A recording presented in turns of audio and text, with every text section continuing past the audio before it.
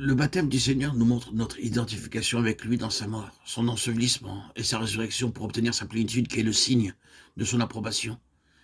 Attendez patiemment à genoux chaque matin en méditant: Seigneur, parle-moi, me voici, parle-moi. Alors il dira: oui, mon fils, ma fille, mon enfant, je suis satisfait de toi, ne t'inquiète pas, va en paix, je suis avec toi. De cette manière, vous commencez votre journée, le travail.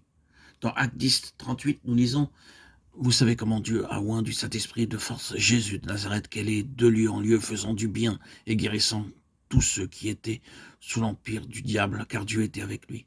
En d'autres termes, il n'a jamais accompli aucun miracle de sa propre initiative. Par exemple, voyons Jean 2, 1, 4.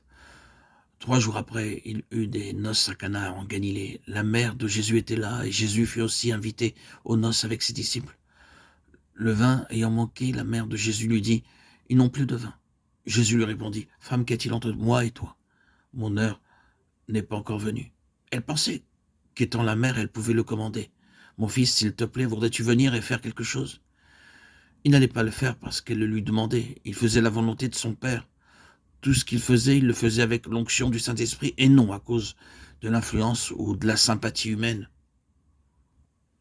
Jean 4,4 dit: comme il fallait qu'il passe par la Samarie. Il est probable que les disciples se demandaient pourquoi le Seigneur passait par ce chemin. Il y a 2 itinéraires pour aller de Judée vers la Galilée. Vous pouvez aller soit par la Samarie, soit prendre la route du Carmel. D'ordinaire, les Juifs ne voulaient pas passer par la Samarie parce qu'ils ne voulaient pas boire l'eau ou recevoir la nourriture des Samaritains. Mais le Seigneur insista pour prendre ce chemin. Plus tard, il leur dit dans Jean 4, 34, « Ma nourriture est de faire la volonté de celui qui m'a envoyé et d'accomplir son œuvre. » Il passa par la Samarie pour faire la volonté de son Père, pour aider la Samaritaine dans le besoin. Il allait de lieu en lieu en faisant du bien sur l'ordre de Dieu, sous la contrainte de la volonté du Père. Une des grandes intentions du Saint-Esprit est de nous envoyer vers quelqu'un qui est dans le besoin. Nous ne pouvons pas aider tout le monde. Parfois, Dieu nous dit d'aller et de voir telle ou telle personne. Et nous rencontrons quelqu'un de malade ou dans le chagrin, dans le trouble, découragé, ou dans quelque autre besoin. Et ils disent: vous arrivez à point. Nous avons besoin de découvrir quotidiennement par la prière: Seigneur, y a-t-il quelqu'un dans le besoin aujourd'hui?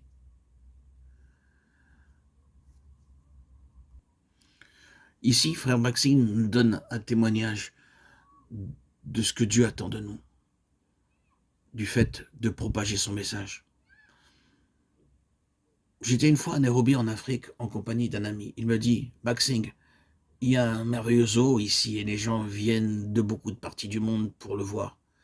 Demain, je prendrai du congé et je t'emmènerai. Pendant des kilomètres à la ronde, on peut voir beaucoup d'espèces animales se promener. Le lendemain matin, alors que je priais, le Seigneur dit: ne va pas au zoo, quelqu'un désire te voir. Alors je dis à mon ami: je suis désolé, je n'irai pas au zoo aujourd'hui. Quoi? Dit-il, tu n'iras pas? Les gens viennent de toutes les parties du monde pour te voir, pour voir ces animaux, te rencontrer. Et cela vaut le coup d'œil. Tu dois venir. Je dis non, je ne suis pas venu pour voir des singes, des ânes. J'ai un grand service pour Dieu. Lorsque j'arrivais à la compagnie Air India, j'eus un message. Quelqu'un est venu pour vous voir. Il y avait un homme qui me dit: frère, j'ai voyagé toute la nuit pour venir vous voir. Mombasa se trouve à 900 km environ au sud de Nairobi. Il dit avoir appris mon passage à Mombasa, mais qu'il m'avait manqué, alors il était venu me voir personnellement. Après le déjeuner, il dit: j'ai quelques amis indiens, ils aimeraient vous rencontrer. Nous prîmes alors un taxi, je vis ses amis, et ils me dirent: nous aussi, nous avons des amis.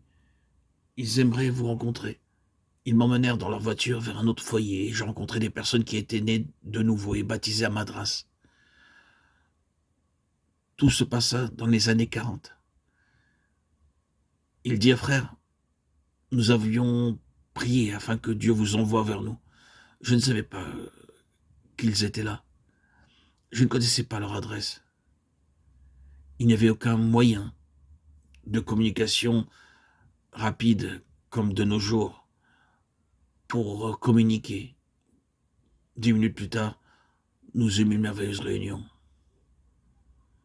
Quelle joie ce fut! Si Dieu n'était pas intervenu, j'aurais pu passer mon temps à regarder des singes, des ânes, mais Dieu est si grand qu'au lieu de cela,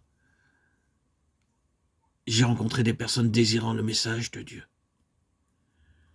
Frères et sœurs en Christ, si nous sommes loin du Saint-Esprit, Dieu nous donne un message de réconfort, d'espoir et de salut.